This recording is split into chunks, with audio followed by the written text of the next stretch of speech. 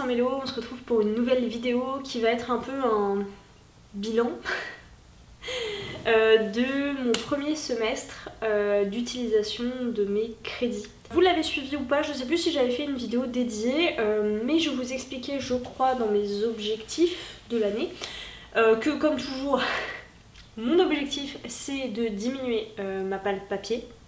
Mais cette année, je me suis enfin donné les moyens de réussir au sens où j'ai appliqué de façon très stricte la méthode des crédits. Acheter un nouveau livre papier pour l'ajouter dans ma pile à lire, c'est-à-dire un livre que je n'ai pas lu, ça me coûte un crédit. Et pour gagner des crédits, j'avais trois possibilités. Je gagnais un crédit par mois, donc un crédit mensuel, sans rien faire. Ça c'est le crédit de la flemme. Je gagnais un crédit tous les 3 livres de ma pile papier lue. Donc la pile papier que j'ai emmenée ici, sachant que je suis arrivée ici avec 39 livres. Voilà. Et enfin en lisant 5 livres de la pile papier qui est restée dans ma cave en France. C'est-à-dire que avant de partir, je vous ai expliqué, j'essaierai de vous remettre la vidéo sur ma pile, tout ça. Ma pile à lire. J'ai des livres de ma palle qui sont restés en France parce que j'avais la possibilité de les lire soit en audio soit en e-book. D'ailleurs au niveau des lectures audio j'arrive un petit peu au bout de ce que je peux faire, donc maintenant ce sera beaucoup de lecture e-book. Voilà. Ces moyens étant mis en place se sont révélés très efficaces puisque alors je vous ai fait le compte au 30 juin. Parmi la palle papier que j'ai emmenée de 39 livres, j'en ai lu 19. Voilà. C'est pas un record absolu, mais c'est déjà un très beau score, sachant que au 30 juin, j'avais lu à peu près une 50aine de livres, relecture comprise. Donc, je trouve que c'est quand même pas mal et que j'ai bien réussi à diminuer ma pile à lire. Voilà. C'était important pour moi de le dire. Donc ça a pas mal fonctionné. Maintenant, je le vois aussi parce que quand je regarde derrière moi, ma pile à lire derrière moi bouge beaucoup parce qu'elle dépend aussi de mes challenges. Donc sachez que là, les deux qui me restent là, ce sont les 2 lectures papier qui me restent à faire dans le cadre du Sweetie Gourmet Challenge. Et que toutes les autres lectures papier que j'avais mises, je les ai lues. Donc je suis super contente parce qu'en fait, je sais plus combien il y en avait, mais peut-être une dizaine.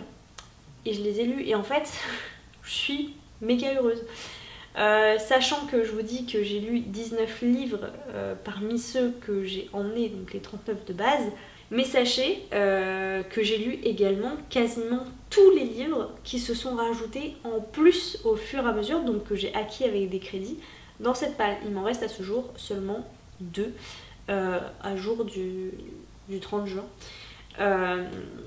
J'ai déjà lu ceux que j'ai achetés, enfin que mon mari m'a ramené en juillet. Donc c'est vraiment pour moi une réussite cette application des crédits. Maintenant, pourquoi j'arrive, je pense, à une limite? Est-ce que cette limite est due uniquement au fait de lire ma palle, ou est-ce que c'est dû plus précisément au Sweetie Gourmet Challenge et peut-être à mon état d'esprit actuel? J'ai vraiment beaucoup lu ce que j'avais à disposition et du coup j'ai peut-être moins envie. Voilà. C'est pas que les livres que j'ai là me font plus envie, c'est faux, j'ai toujours envie de les lire, mais ils me font peut-être moins envie que d'autres livres qui sont pas forcément des nouveautés mais dont j'entends parler et que j'ai envie de découvrir et qui ont peut-être un peu plus l'attrait de la nouveauté. Donc vous le savez, pour moi, pourquoi j'ai envie de faire baisser voire faire disparaître ma pile à lire, c'est justement pour ne plus lire que des choses qui ont cet attrait de la nouveauté pour moi. Les autres ont toujours de l'attrait, mais avec le temps, l'attrait s'est lissé. Quand je relis les résumés, ils me font à nouveau super envie, tout ça, je suis super contente de les avoir, mais j'ai moins ce truc d'y revenir souvent, d'y repenser souvent et de me dire « Ah, j'aimerais tellement lire ça, j'aimerais tellement lire ça ». Par exemple, dans les titres auxquels je pense pas mal en ce moment, il y a L'école des bonnes mères. Voilà, qui me fait bien envie. Mais je sais aussi que il passera pas forcément en priorité par rapport à d'autres livres de ma pile à lire, vous voyez. Je pense qu'il y a d'autres sagas comme ça que j'aurais été heureuse de découvrir avec juste cet attrait de la nouveauté. Par exemple Merciful Crows que j'ai dans ma palle, que j'ai acheté parce que sur le moment j'avais forcément très envie de le lire, et bah il est dans ma palle depuis peut-être plusieurs années et je suis un peu déçue parce que j'ai toujours envie de le lire, mais bah, c'est pas fait, vous voyez. Donc je veux vraiment, en me débarrassant entre guillemets de ma palle, me débarrasser de ce manque d'engouement qui fait que les livres traînent de plus en plus, et en plus me culpabilise un peu de me tourner vers des trucs qui me font vraiment envie à l'instant T, alors qu'on sait tous que c'est pas le but de se culpabiliser de lire.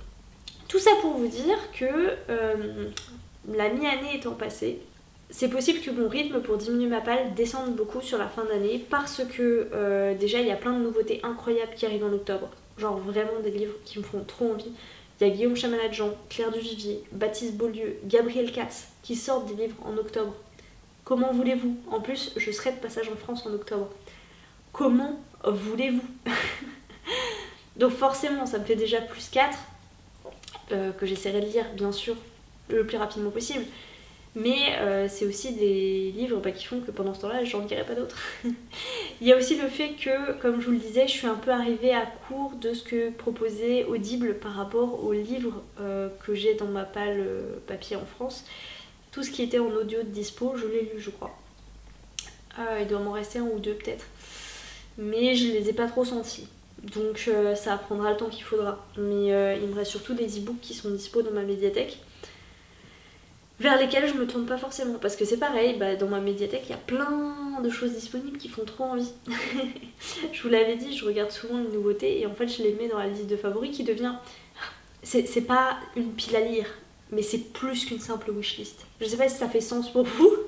En plus, c'est beaucoup de livres qui sont même pas dans ma wishlist, mais je pense que c'est des livres, si je m'étais juste promenée en librairie et que j'avais pas eu ce syndrome, on va l'appeler le syndrome de la palle, et que j'avais pas eu ce syndrome de la palle, c'est des livres que j'aurais pris sans trop réfléchir. Et c'est pareil, j'espère que faire baisser ma palle, ça me permettra aussi de me tourner vers des genres que je lis plus. Je vous ai parlé de Pierre Giorgio Pulixi. Il y a beaucoup de Gallmeister qui me tentent énormément. Des Piquier aussi. Enfin voilà, la lecture spontanée que j'ai perdue. C'est absolument pas révolutionnaire ce que je vous raconte, c'est juste un sentiment que j'avais envie d'exprimer, en plus de faire un petit bilan sur mon fonctionnement de crédit. Mais du coup je savais, si vous voulez, en me forçant à vider, enfin en forçant, j'aime pas ce mot parce que c'est un challenge que je me suis proposé à moi-même et qui fonctionne très bien, en voulant à tout prix accélérer la baisse de ma palle, et ça a marché. Je me suis aussi coupée de pas mal de lectures de nouveautés. Alors, il y a plein d'autres facteurs. Il y a plein d'autres facteurs. J'ai un bébé que je garde à 100%. Du coup, ça me prend énormément de temps et de disponibilité mentale. On va pas se mentir. J'ai moins de plaisir à aller en librairie que je n'en avais avant. Et ça, c'est triste à dire, mais j'ai moins l'envie. J'ai moins... Et aussi moins de tentation, hein, forcément, mais j'ai moins l'envie.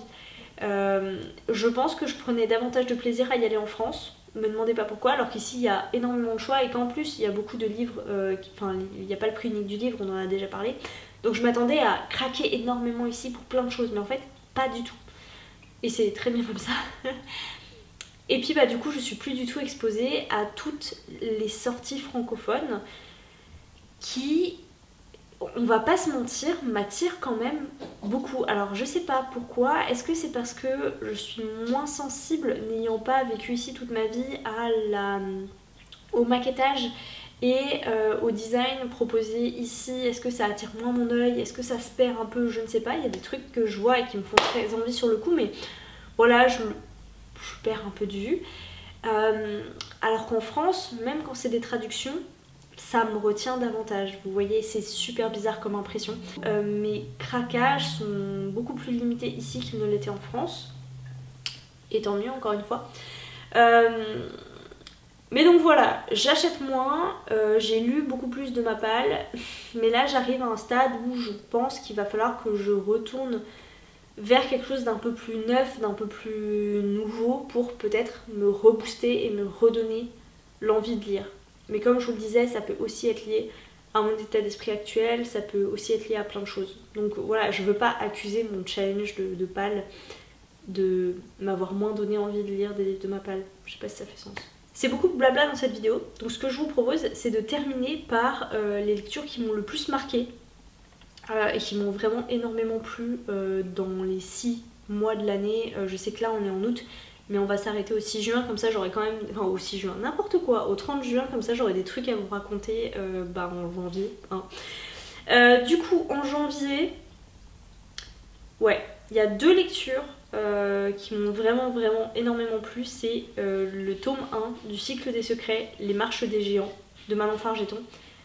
Je vous ai parlé assez récemment du tome 2. J'ai tellement hâte de la sortie du tome 3. C'est un univers méga bien construit, super accessible, destiné à un public young adulte mais qui peut très bien se lire en tant qu'adulte. C'est la plume de Manon Fargeton qui est d'une forme très simple et très fluide et en même temps très jolie, qui aborde plein de sujets de société. Bref, foncez, allez-y. Et en plus il est sorti en audio il n'y a pas si longtemps, donc voilà, je ne l'ai pas écouté, mais allez-y. Et deuxième lecture super marquante parce que c'était une fin de saga. D'ailleurs il faut aussi que je vous tourne la vidéo sur mes sagas, peut-être cet automne. Voilà. Magic Charlie, le tome 3, incroyable, voilà, c'est une série jeunesse trilogie, super bien.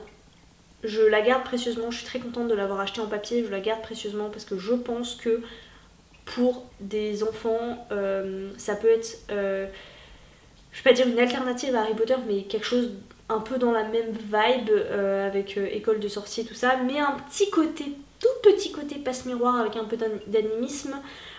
C'est francophone, c'était chouette, c'était très chouette. Je vais vous en relever 2 en février. C'est marrant en fait parce que je me dis peut-être que ceux que je relèverai en janvier, qui me reviendront en tête en janvier, ce sera peut-être pas du tout ceux que je vous ai sortis là. La trilogie d'Aevabad, le 2e tome, Le Royaume de Cuivre. Incroyable trilogie que je terminerai cette année, j'en suis quasiment certaine, parce que ça aussi, ça fait partie un peu de mes obligations de PAL, c'est que les nouveaux livres que j'achète, j'essaie de les lire le plus rapidement possible après les avoir achetés. Voilà. Et je viens d'acheter le tome 3. Donc, trilogie incroyable, je ne peux que vous encourager à les commencer. J'ai adoré, j'ai adoré. Et ensuite, Les Enfants sont rois de Delphine de Vigan, rien à voir, c'est pas du tout de l'imaginaire. C'est là aussi une forme de polar et un texte dénonciateur de l'omniprésence des réseaux sociaux dans, avec l'exploitation des enfants dans les réseaux sociaux, qui est incroyable. C'est un super livre que j'ai écouté et que je vous recommande bien sûr. En mars, j'ai fait beaucoup moins de lectures, mais je vous en relève 2 aussi. My Absolute Darling de Gabrielle Talente, qui est une lecture, mais d'une dureté, d'une violence, mais d'une beauté. C'est un voyage initiatique là aussi, j'ai envie de dire, mais d'une gamine qui se fait maltraiter, abuser, c'est même pas maltraiter à ce stade, j'ai envie de vous dire. C'est beau, c'est horrible, c'est horriblement beau. Et la deuxième lecture, c'est Chronique du Pays des Mers, qui là nous a fait cogiter beaucoup avec Mélo. On vous en a reparlé récemment dans la vidéo, le premier, le dernier, parce que c'est vraiment une lecture qui nous a énormément marqué. J'ai pas lu le préquel, la suite, je sais plus. Mélo l'a fait. Un de ces jours, il faudra que je me penche dessus. Et bah avril, rien. Enfin pas rien, c'est-à-dire que j'ai fait des bonnes lectures, mais rien qui mérite d'être encensé. Ouais voilà, mais non plus pas forcément de lecture incroyable, voilà, c'était des bonnes lectures mais sans plus. Peut-être une petite mention spéciale pour Pallas dans le ventre de Troie de Marine Carteron, parce que ça a été mon retour aux lectures autour de la mythologie, et que c'était sympa. Juin, je vais juste vous donner Plus grand que le ciel de Virginie Grimaldi, c'est la sortie que j'attends tous les ans, voilà, le Virginie Grimaldi. Là on est sur les thèmes du deuil et c'était très dur, mais avec une très belle histoire de liens tissés entre des adultes. Donc voilà, c'était très chouette. Et puis bah ma foi, je me garderai juillet et août pour plus tard. Sachez que pour l'instant sur août, au niveau de mes stats, je suis sur un livre. Voilà, écoutez, c'était un peu mes meilleures lectures de ce début d'année. Bien sûr que j'ai fait d'autres très bonnes lectures, mais on peut pas tout citer. Je vous en ai cité quelques-unes là et ça me paraît déjà pas mal. Si vous avez le temps, l'envie, si vous les avez dans vos pales, n'hésitez pas, c'était d'excellentes lectures. J'essaierai de vous mettre dans la barre d'infos les vidéos dans lesquelles j'en parle plus en détail. Voilà. Merci beaucoup d'avoir suivi cette vidéo, j'espère qu'elle vous a plu. Je suis heureuse moi juste d'avoir fait ce petit bilan et de vous avoir parlé à cœur ouvert sur le sujet de la palle, ça me paraissait important, même si c'était pas forcément l'objectif que j'avais quand j'allumais la caméra. Voilà, je vous souhaite à toutes et à tous de très très belles lectures et puis on se retrouve tout bientôt pour une prochaine vidéo.